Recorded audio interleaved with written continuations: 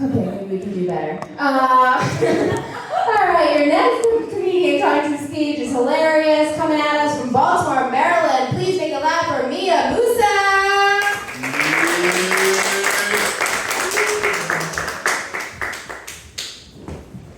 Hi, everybody. Woo! This is a small but mighty crowd. I feel like you shouldn't have pressured y'all to be so close. This is very intimidating. It feels like a Socratic circle or something. I'm supposed to talk about something real deep. Okay, like she said, I'm coming from Baltimore. I still live there, so I'm like traveling. And when I was like in my college years, I spent a lot of time in New York. I went to college in Philly, and my college boyfriend actually lived here, so I was here like every other week. And there's not much of a joke here, except for the fact that like I'm a little older than what I look like. So this was like 15 years ago, and New York has changed a lot. New York has changed a lot, and so as somebody that doesn't spend as much time here, when I come here, I'm very confused. It's very disorienting. But my mother always taught me that like every city is like every town USA. Like you can always find like markers that tell you, to orient you and let you know where you are. So like if you see a bunch of dollar stores or something like that, you know that you might be in a not the best neighborhood, you know what I mean? If you see certain, like, 95 or something, like, that you're kind of on the East Coast. And I feel like now if I see a whole bunch of like Black Lives Matter sign, I know I'm in a white neighborhood. So that's how I know where I'm at when I'm up here. That's kind of orienting, gentrifying New York. But I still enjoy coming up here. This is my first time catching a bus up here in a long time. And so I was like navigating via bus, and I lost my blazer. It was a very nice linen blazer, and I'm very upset about that. And the only reason why I'm telling you guys this is because I accidentally wrote a joke and I wanted to see if it worked out on stage. Okay, so I lost my blazer, and I really liked it, so I want to replace it immediately because it was a good buy. No? Okay. It's like a good buy and a good buy. It's like a pun. I'm not a punchline comedian, so I'm just trying to, I figured I would try it out.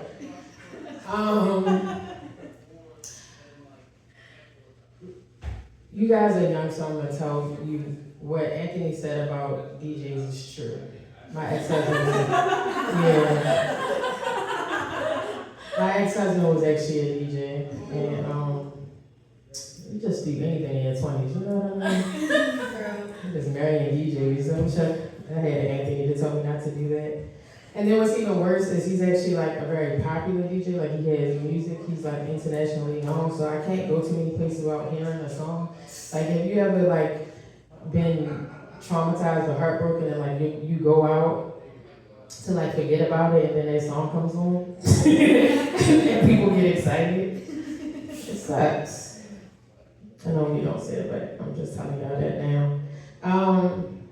Have you guys been self-diagnosing yourselves before different mental illnesses?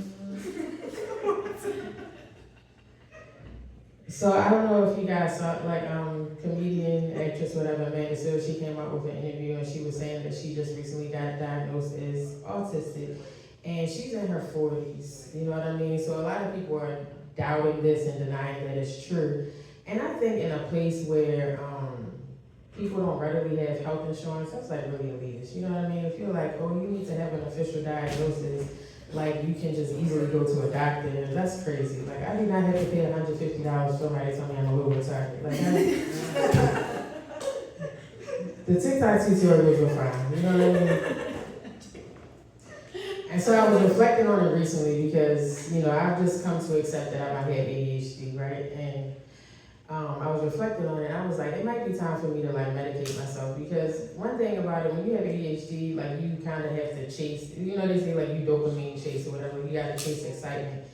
And I tell people I like microdose on drama. You know what I mean? It's like I don't want a lot of drama. Like I'm a little too old for that, but like I just need a little bit just to like excite myself.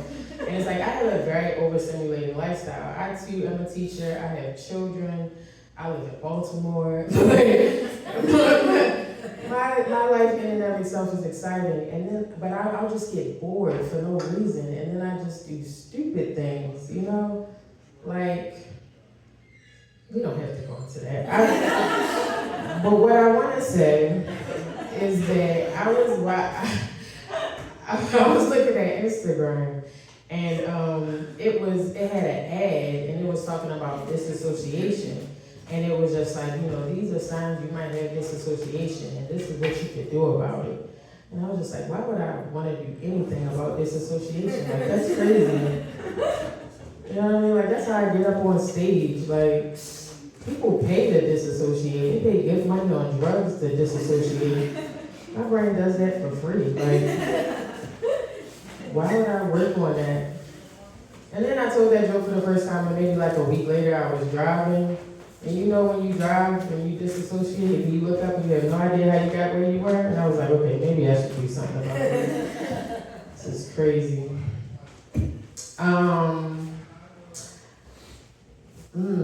I made no plans for this set, I'm not gonna lie. I just want to wing it. I feel like, we're in this Socratic seminar, just wanna work it out. So, I mean, since we're talking serious stuff, we can talk about politics.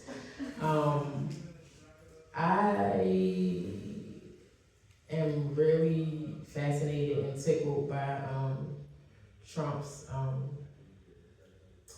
fundraisers, you know what I mean? He is selling Bibles. Did y'all know that? He's selling like $50 Bibles. I don't even think Trump's ever opened a Bible, but I feel like he knows his audience. But he needs to raise this money because he has all these cases. You know what I mean? This resonates with me. He was selling sneakers. He has gold sneakers, gold tennis shoes.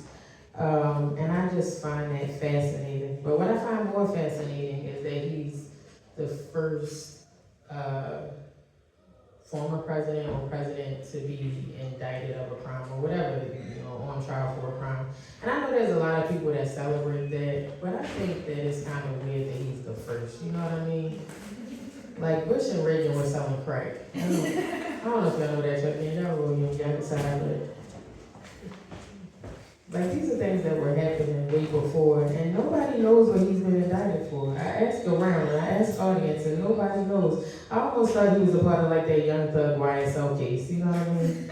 Like I thought it was all the same thing. I mean, he's out here selling Bibles. He might be, he might be selling drugs. I don't know. He might have bodies. I have no idea. I don't think a lot of people do, but it's really fun.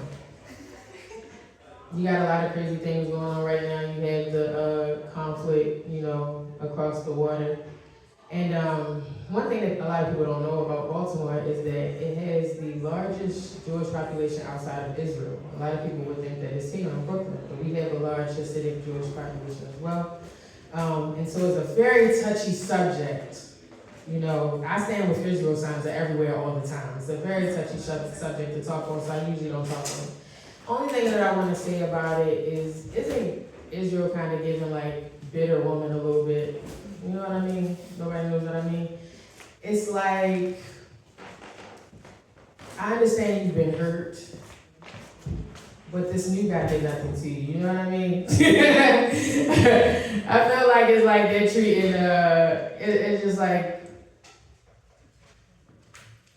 Palestine is not Germany, and it's almost like they gotta remind them all like that, like I'm not him, and I'm like, I don't care, they hurt me. Now about the weather. I feel like this weather is giving, like, it's very 2024. It's very 2024, and what I mean by that, because yesterday it was kind of like chilly, and then today it was warm, and then tomorrow it might be close to 90, and then it might be freezing the next day. And when I say it's very 2024, I feel like everything is on a spectrum, you know what I mean? I feel like this weather is like, oh, I know it's spring, but I identify as winter, you know what I'm saying? I feel like this weather is like, non-committal. It's almost like being in a situationship. You just want to vibe and see where it goes. You know. That's where it is. That was actually supposed to be my opening joke. You're supposed to end on like a high note. I'm gonna just end on vibes, you know. I'm gonna forget this ever happened, so it's fine. Y'all have been enjoyable. Thank you guys for sticking around for all of us to talk at you for all this long time. Enjoy the rest of your night. Thank you.